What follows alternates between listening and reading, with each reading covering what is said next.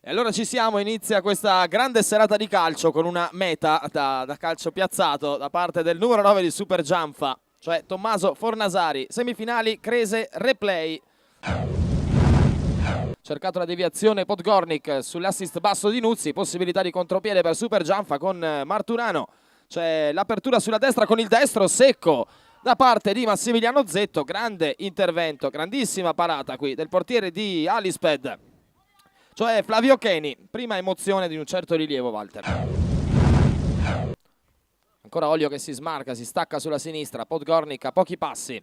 Pallone morbido verso la pizzicata di testa, molto interessante di Fornasari. Manda a vuoto l'intervento di Cheni, palla alta di poco.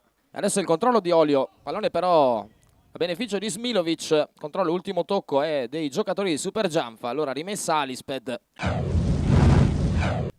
C'è però Olio subito a rialimentare per Super Gianfa. Pallone per Zetto, prima protagonista di un gran destro. Sovrapposizione di Farfoglia contro Matteo Nuzzi, prova il tocco dentro, palla buona per Padovan, si coordina, diventa un assist per Tommaso Fornasari e sblocca la situazione Super Gianfa. Minuto 5:40 sul cronometro del primo tempo. Fornasari d'opportunismo.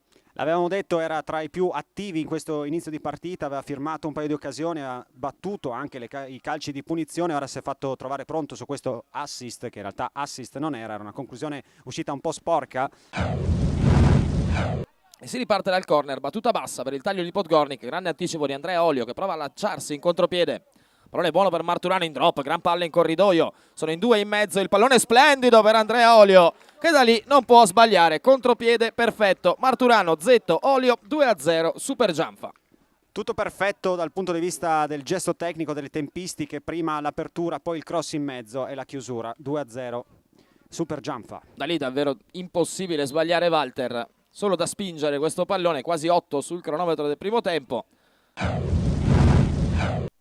Deve fermarsi, andare da Podgornik che si rivolge poi a sinistra da Matteo Nuzzi. Ancora Podgornik contro Marturano, serie di doppi passi, vuole il destro improvviso, palla centrale, controlla Stefano D'Orso con qualche piccola apprensione, pallone che non c'entra però i suoi pali. 2-0 Super Gianfa.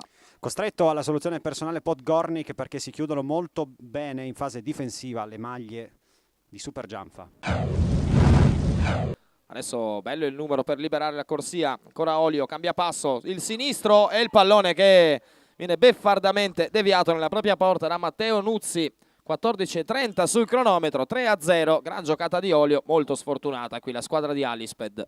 La fortuna invece ha premiato la giocata del numero 10 in maglia nera che con una finta di corpo ha illuso l'avversario facendogli pensare ad un appoggio corto, invece è andato fino in fondo. Podgornik con Matteo Nuzzi, prova a ricominciare, abbozza un po' di forcing qui Alisped nella parte finale ma non si passa. Padovan può ripartire 3 contro 3, sulla destra si sgancia e riceve Zetto, pallone di ritorno, Padovan col destro, Flavio Cheni non la tiene, è fin troppo facile per Tommaso Fornasari. Come in occasione del gol che ha sbloccato il match, al posto giusto, nel momento giusto. 4-0 ora. Azione che è stata un po' la fotografia di tutta la partita, con Alisped che ha tentato l'azione manovrata in avanti, però troppo lenta, quindi la difesa di Super Gianfa che ha gioco facile a chiudersi e ripartire in contropiede, trovando spazi e tempi giusti per andare a realizzare il gol del 4-0. Nel frattempo dentro il numero 14 di Alisped, Vitomir Krizmancic.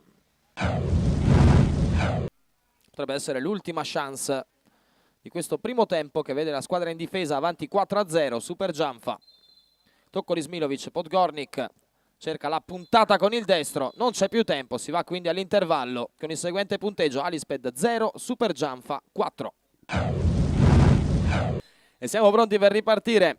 Calcio all'inizio dato da Alisped che però ha di fronte a sé una montagna ripidissima da scalare, 4 reti da dimontare in 18 minuti per andare quantomeno ai calci di rigore. 4-0 infatti per Super Gianfa al termine dei primi 18 minuti di gioco.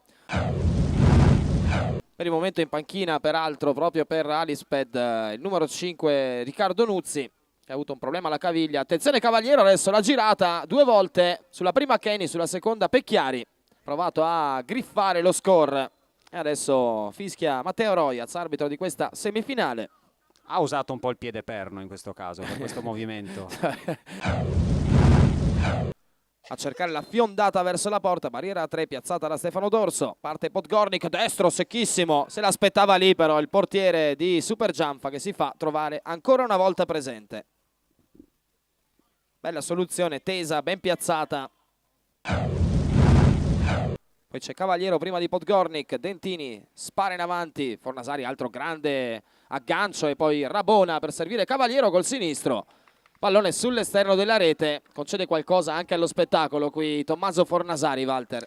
Tutto molto bello, direbbe un nostro illustre collega. Abbiamo visto l'emblema di quelle che sono le capacità di squadra di Super Gianfa.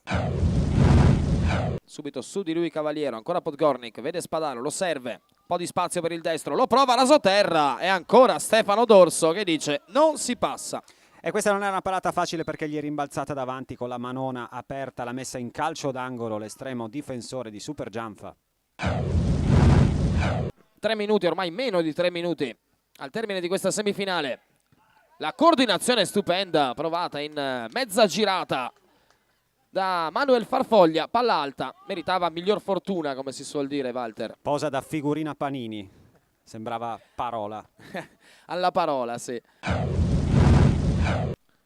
Partita comunque nonostante il passivo abbastanza netto da una parte, direi gradevole, Walter.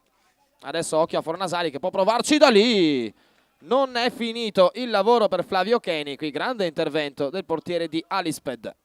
Da elogiare soprattutto l'atteggiamento di Super Gianfa per tutta la partita, nonostante il largo vantaggio non hanno mollato di 1 centimetro dal punto di vista della concentrazione.